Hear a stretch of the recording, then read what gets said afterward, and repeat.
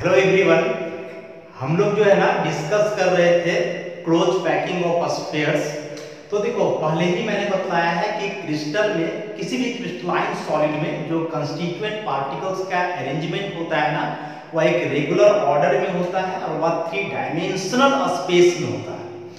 तो हम लोग जो अरेंजमेंट कंसीडर करते हैं वह 3D में कंसीडर करते हैं, लेकिन डायरेक्ट हम लोग 3 डायमेंशनल अरेंजमेंट को डिस्कस नहीं कर सकते हैं। इसलिए उसके पहले जो है मैंने 1D और 2D अरेंजमेंट को डिस्कस किया है। तो 2 डायमेंशनल अरेंजमेंट में जो है ना हम लोग 2 केस देखे थे। पहला था स्क्वायर क्लोज पैकिंग और दूसरा था हेक्सागोनल क्लोज पैकिंग। तो उसी के आधार पर हम लोग डिस्कस करेंगे close packing in 3 dimension 3D में। तो ये जो क्लोज पैकिंग होता है ना 3 डायमेंशन में, वह भी 2 तरीका पॉसिबल होता है। पहला तरीका क्या है कि close packing in 3 dimension from 2 dimensional square close packed layers. कि 3D में हम लोग क्लोज पैकिंग करेंगे कैसे, तो 2D में जो स्क्वायर क्लोज पैकिंग का स्फीयर था उससे। तो इसके पहले जो है आपको उस वीडियो को देखना होगा जहां मैंने 2D अरेंजमेंट को डिस्कस किया है। तो जो 2 डायमेंशनल अरेंजमेंट था ना स्फीयर्स का, जिसमें से स्क्वायर क्लोज पैक्ड अरेंजमेंट हो रहा था, तो उससे जो है हम लोग यहाँ 3D अरेंजमेंट करेंगे। तो कैसे हम लोग स्क्वायर क्लोज पैक्ड लेयर से अरेंज करेंगे 3D में, इसी को जो है हम लोग कंसीडर करते हैं। तो देखो, स्क्वायर क्लोज पैकिंग में मैंने क्या बताया था कि उसमें जो स्फीयर्स का अरेंजमेंट होता है ना, तो जैसे मान लो कि ये एक लेयर हुआ स्फीयर का, तो दूसरा लेयर जस्ट इसके ऊपर होता है, तीसरा लेयर फिर इसके ऊपर होता है। सारे लेयर्स का अरेंजमेंट एक ही जैसा होता है, आइडेंटिकल होता है। तो उसी के थ्रू जो है ना हम लोग अब डिस्कस करेंगे 3D अरेंजमेंट। तो इसमें सबसे पहले जो है एक स्क्वायर क्लोज पैकिंग जो 2D में बतलाया था मैंने, उसको हम लोग ड्रॉ करेंगे। तो देखो 2D अरेंजमेंट जो है किस तरह का मैंने बताया था। सबसे पहले कोई एक लेयर का स्फीयर बना लो। इस तरह के बहुत सारे स्फीयर्स आपस में अरेंज रहते हैं।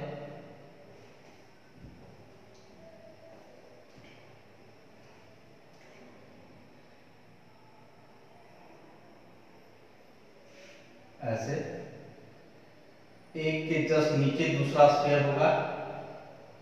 सारे लेयर्स एक जैसे होते हैं। फिर अगला लेयर हम लोग ऐसे ही बना सकते हैं।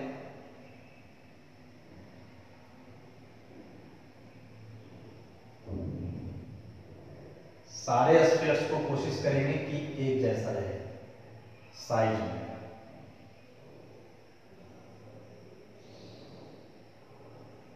ऐसा कि जो है स्क्वायर क्लोज पैकिंग है 2 डायमेंशन का।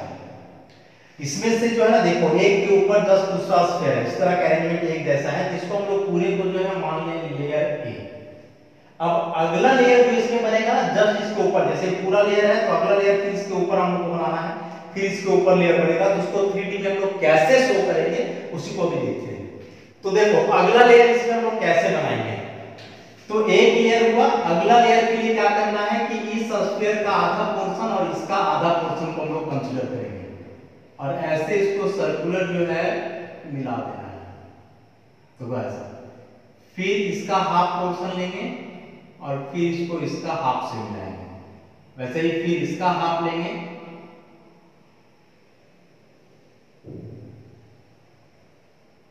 ऐसा। फिर इसका हाफ यहां से लेना है और फिर इसके हाफ में मिलाना है। लास्ट में जो बनाओगे तो देखो इधर से इसका हाफ और फिर यहां से इसका हाफ, इसको ऐसे मिलाना है। मतलब इसको ऐसे राउंड करके जो है अच्छे से हम लोग यहां मिलाएंगे। फिर वैसे ही इसका हाफ को इसके हाफ से मिलाएंगे, ऐसा। फिर इसको ऐसे मिलाना है आधा पोर्शन। देखो इसका मतलब समझना क्या है कि इस स्फीयर के जस्ट पीछे है ये वाला स्फीयर, इसके जस्ट पीछे है ये स्फीयर, इसके जस्ट पीछे ही, इसके पीछे ही, इसके पीछे ही, इसके पीछे ही और इसके पीछे ही। डॉटेड से दिखा रहे हैं मतलब कि पीछे साइड वाला स्फीयर हुआ। तो ये एक लेयर हुआ, ये दूसरा लेयर हुआ।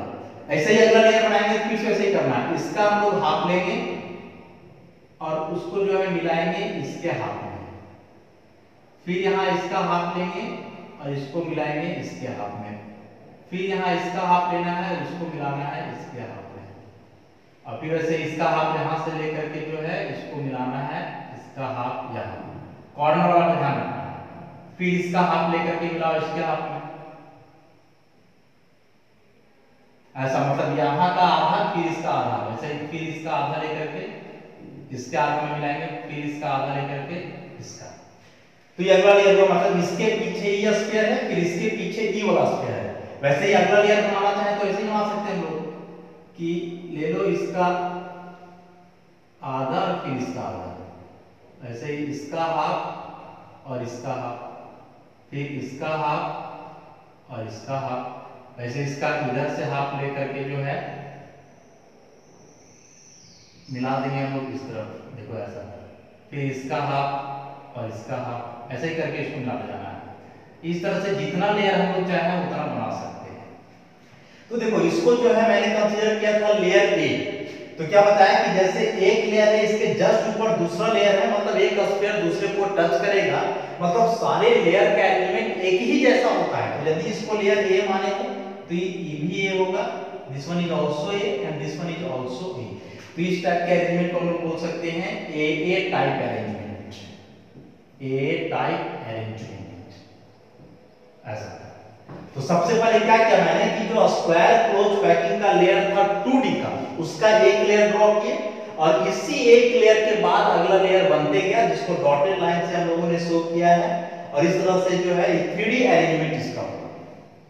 अब देखो जरा इसमें ध्यान देना है, इस लेयर के मतलब ई जो लेयर है इसके पीछे ई वाला लेयर होगा, इसके जस्ट पीछे ई लेयर है और इसके जस्ट पीछे ई वाला लेयर है।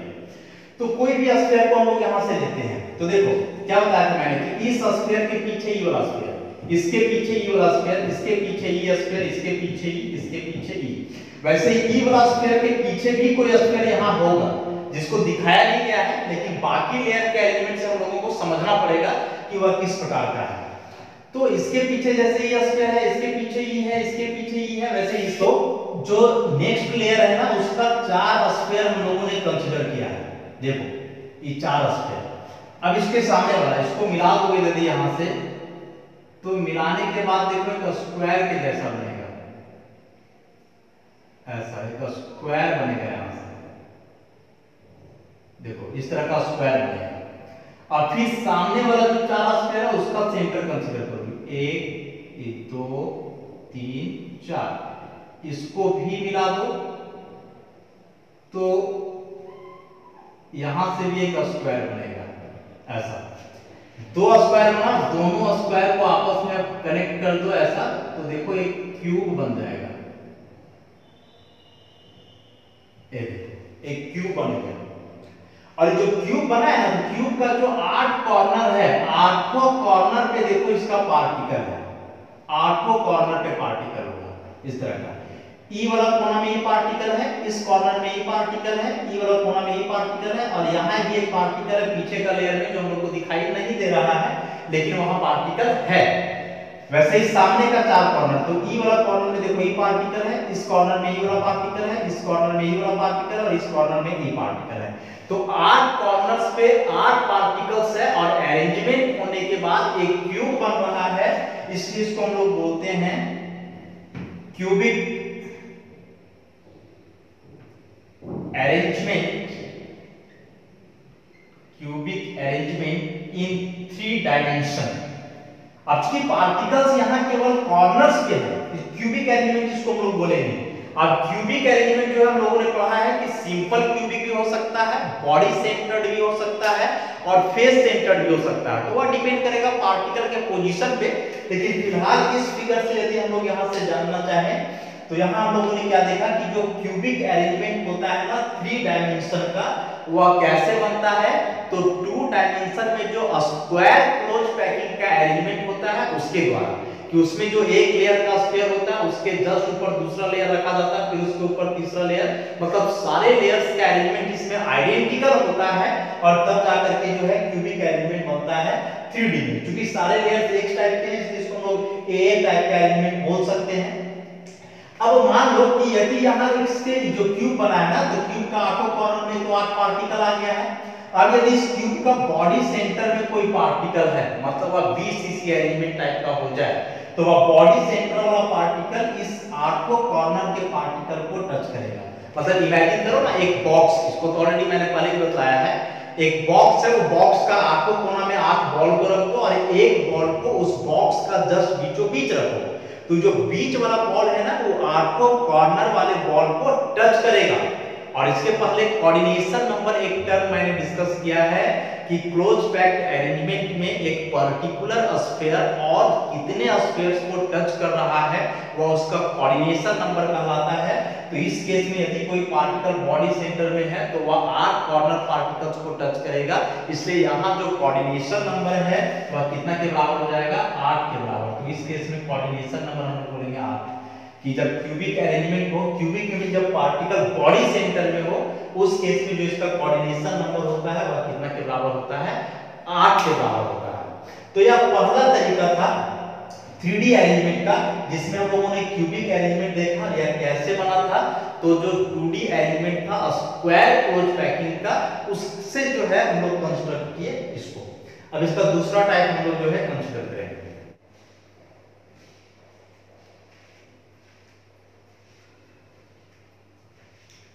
तो अब देखो जो दूसरा टाइप का अरेंजमेंट है ना, close packing in 3D from 2 dimensional hexagonal close packed layers, कि जो हेक्सागोनल क्लोज पैकिंग हम लोग 2 डायमेंशन में करते थे ना, उससे अब हम लोग को 3 डायमेंशनल अरेंजमेंट बनाना है। तो 2D का 2 टाइप का अरेंजमेंट मैंने बताया था, स्क्वायर क्लोज पैकिंग और हेक्सागोनल। तो स्क्वायर क्लोज पैकिंग से जो 3D अरेंजमेंट मैंने किया अभी, उसको हम लोग बोल रहे थे क्यूबिक क्लोज पैकिंग। और ये जो दूसरा इसमें आया कि हेक्सागोनल क्लोज पैक्ड लेयर से बनेगा, तो इसमें किस टाइप का एलिमेंट होता है, सो देखो। तो उसके लिए सबसे पहले क्या करना होगा ना कि 2D में जो हम लोग हेक्सागोनल क्लोज पैकिंग करते थे उसको बनाना होगा। तो देखो 2D में हेक्सागोनल क्लोज पैकिंग कैसे होता था। तो सबसे पहले इसमें स्फीयर बनाओ, इस तरह का थोड़ा बड़ा स्फीयर हम लोग कंसीडर करेंगे। ये हुआ एक लेयर। इसके बाद इसमें दूसरा लेयर में मैंने क्या बताया था कि जो अगला लेयर का स्फीयर होता है ना, जस्ट इसके नीचे नहीं बल्कि 2 स्फीयर के बीच जो खाली जगह है जिसको डिप्रेशन हम लोग बोलते हैं, तो अगले लेयर का स्फीयर को हम लोग को यही रखना है, ऐसा टच करे सबको वैसे।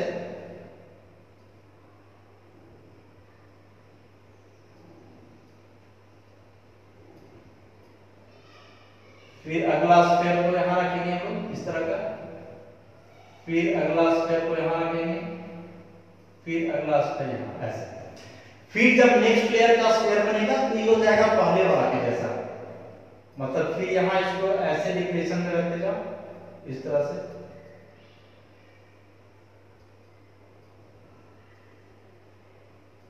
और एक स्फीयर और इधर भी हम लोग बना सकते हैं इसमें ऐसा।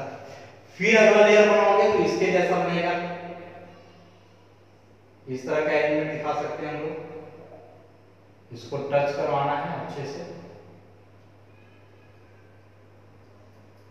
फिर अगला लेयर का स्फीयर को यहां रखो,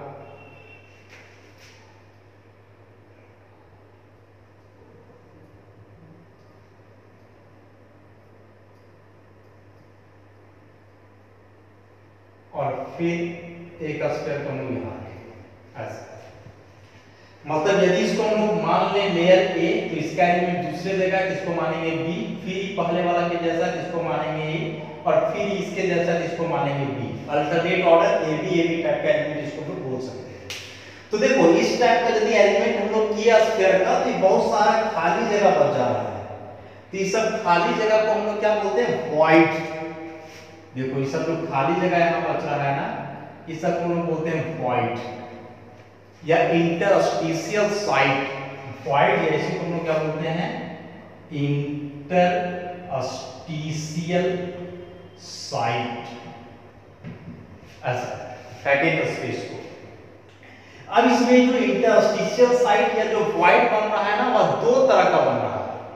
एक देखो ये सामने में ऐसे बन रहा है और दूसरा यहां। तो इसको मान लो ए मार्क कर देते हैं लोग, ए, इसको ही बोलते हैं ए। तो फिर ई जो लेयर बना इसको हम लोग बी मार्क करते हैं। देखो ई वाला पॉइंट को बी मार्क ऐसा। फिर से वैसे ही चलेंगे तो इसको ए मानो, और फिर से इसको यदि लिखना हो तो इसको फिर से बी कंसीडर करो ऐसा। तो ई जो है hexagonal close packing in 2 dimension है, जिसमें से हम लोगों ने एक लेयर बनाया है। अब क्या करना है कि इसके ऊपर अगला लेयर को रखना है। ये मान लो कि ऐसा एक लेयर बना, इसके ऊपर अब दूसरा लेयर रखना है। तो दूसरे लेयर का स्फीयर्स कहां होगा? इसके पहले जो मैंने क्यूबिक एलिमेंट बताया 3D में, जो कि स्क्वायर क्लोज पैकिंग से बन रहा था, तो उसमें मैंने बताया था कि एक लेयर का स्फीयर है, इसके जस्ट ऊपर दूसरा लेयर, फिर इसके ऊपर तीसरा लेयर, ऐसे करके बनाते जाना है। लेकिन यहाँ जो है तो ऐसा नहीं करना है।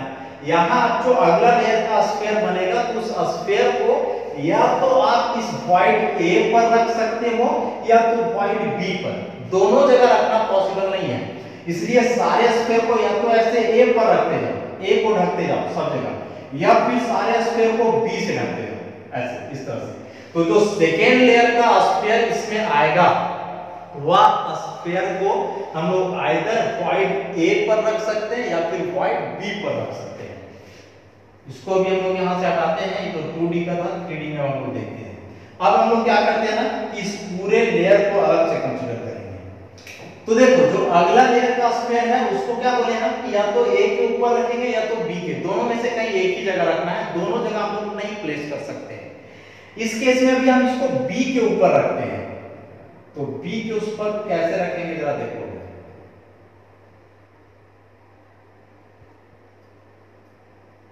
देखो ऐसे बी को ढक देना, फिर एक स्फीयर है तो फिर यहां इस बी को ढकेंगे,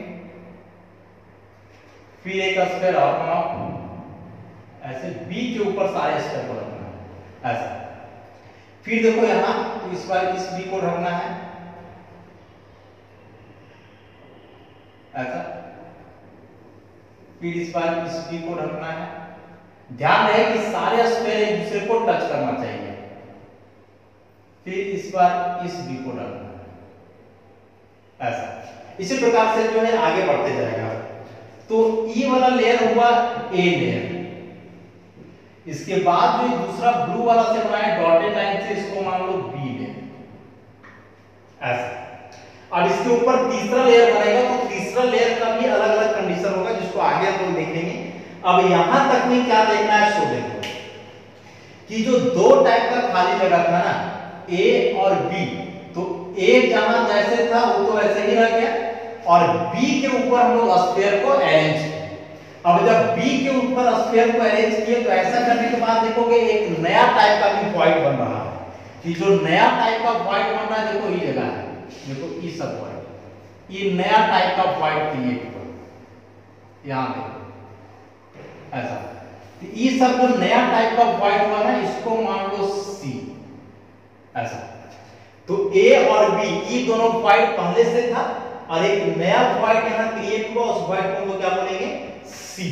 अब हम लोग को यहां से जो है कंसीडर करना है इस दोनों वॉइड को, ए और सी को, क्योंकि बी तो ऑलरेडी पार्टिकल के द्वारा ऑक्यूपाइड कर लिया गया, उसके ऊपर पार्टिकल आ गया है। तो इस ए और सी का अब क्या नेचर है जरा हम लोग उसको देखेंगे। तो देखो सी ई दोनों जगह हुआ सी, और देखो ई सब जो स्फीयर है वो है ए। तो इस ए और सी का एलिमेंट कैसे है जरा उसको हम लोग अब कंसीडर करते हैं। तो यहां वाला इस सी वाले को देखो, तो ये जो व्हाइट सी है इसमें देखो गौर से देखोगे कि जो ए का स्फीयर है ये पूरा ब्लैक वाला जो सर्कल किया हुआ है ई है, और इसके ऊपर ऐसा डॉटेड लाइन वाला 3 है, मतलब इसको अलग से हम दिखा रहे हैं। देखो एक ही ब्लैक वाला हुआ और इसके ऊपर जो है ऐसा 3 स्फीयर बना हुआ है ऐसा।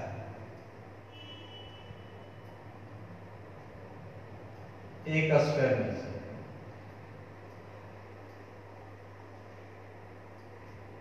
इस तरह का है, और यहां बीच में एक व्हाइट बना है सी ऐसा। ई जो है बना हुआ है यहाँ पे सी। तो यहाँ ये जो व्हाइट सी है ना, यह कितने स्फीयर से घिरा हुआ है? 4 स्फीयर से। एक स्फीयर ये ब्लैक वाला, इसके ऊपर ही 3 स्फीयर है। तो यहाँ ये जो व्हाइट सी है टोटल 4 स्फीयर से घिरा हुआ है, और इस व्हाइट को हम लोग बोलेंगे टेट्राहेड्रल व्हाइट ऐसा। तो इस सी का बात हुआ। अब वैसे ही यदि स्फीयर ए वाला व्हाइट को कंसीडर करोगे, इस व्हाइट ए को देखो ये कैसे है। तो ए वाला व्हाइट को देखोगे तो इसमें क्या है कि 1 2 3 ये ब्लैक वाला 3 स्फीयर है, और इसके ऊपर फिर 3 ब्लू वाला है, एक की 2 और एक 3। इसको भी अलग से मैं दिखाता हूं। ऐसे देखो यहां इस स्फीयर, इसको ए को कंसीडर करते हैं। इसमें 3 स्फीयर जो है फर्स्ट लेयर का ऐसा, और इसके ऊपर फिर 3 स्फीयर है ब्लू वाला। ये ब्लू वाला 3 स्फीयर कैसे शुरू है,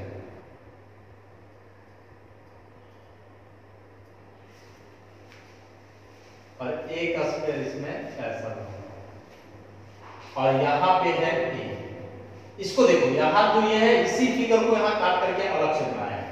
तो यहां ये जो पॉइंट हुआ ना ए, जो खाली जगह है, वह टोटल 6 स्फीयर से घिरा हुआ है, और इस वॉइड को हम लोग बोलते हैं ऑक्टाहेड्रल वॉइड। ऐसा तो क्या हुआ कि जब हम लोग 3 डायमेंशन में अरेंजमेंट करते हैं हेक्सागोनल लेयर का, तो उसके इसमें 2 प्रकार का खाली जगह बनता है, ए और सी। बी तो चूंकि बी के ऊपर हम लोगों ने पार्टिकल्स को प्लेस कर दिया है, तो ये ए और सी बना। तो ये जो सी वॉइड है यह 4 स्फीयर से घिरा हुआ रहता है, इसको हम लोग टेट्राहेड्रल वॉइड बोलते हैं। और यहाँ यह 6 स्फीयर से घिरा हुआ है, इसको ऑक्टाहेड्रल वॉइड बोलते हैं। या जो टेट्राहेड्रल और ऑक्टाहेड्रल है ना, वह नंबर ऑफ स्फीयर्स के आधार पे नहीं है। ऐसा नहीं सोचना है कि टेट्रा मतलब 4 होता है तो 4 स्फीयर से घिरा हुआ है इसलिए टेट्राहेड्रल वॉइड, तो ऑक्टा मतलब 8 होता है तो यहाँ तो 8 स्फीयर होना चाहिए, लेकिन 6 ही स्फीयर है, इसके बावजूद ऑक्टाहेड्रल बोल रहे हैं।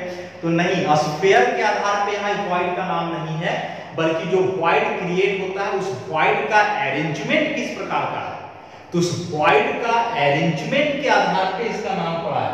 मतलब यहाँ जो वॉइड बनेगा ना, इसका अरेंजमेंट ऑक्टाहेड्रल के जैसा होता है, ऑक्टाहेड्रोन की तरह होता है, इसलिए ऑक्टाहेड्रल वॉइड। और यहाँ जो है टेट्राहेड्रोन के जैसा एलिमेंट है, इसलिए टेट्राहेड्रल वॉइड। अभी ऑक्टाहेड्रोन और टेट्राहेड्रोन के बारे में काफी डिटेल में मैंने डिस्कस किया है केमिकल बॉन्डिंग में, यहाँ भी इसको डिस्कस करेंगे आगे हम लोग। तो फिलहाल यहाँ से समझना है कि जब हम लोगों ने 2 लेयर बनाया, ए लेयर और बी लेयर, तो ऐसा करने के बाद 2 खाली जगह मिला, सी और ए।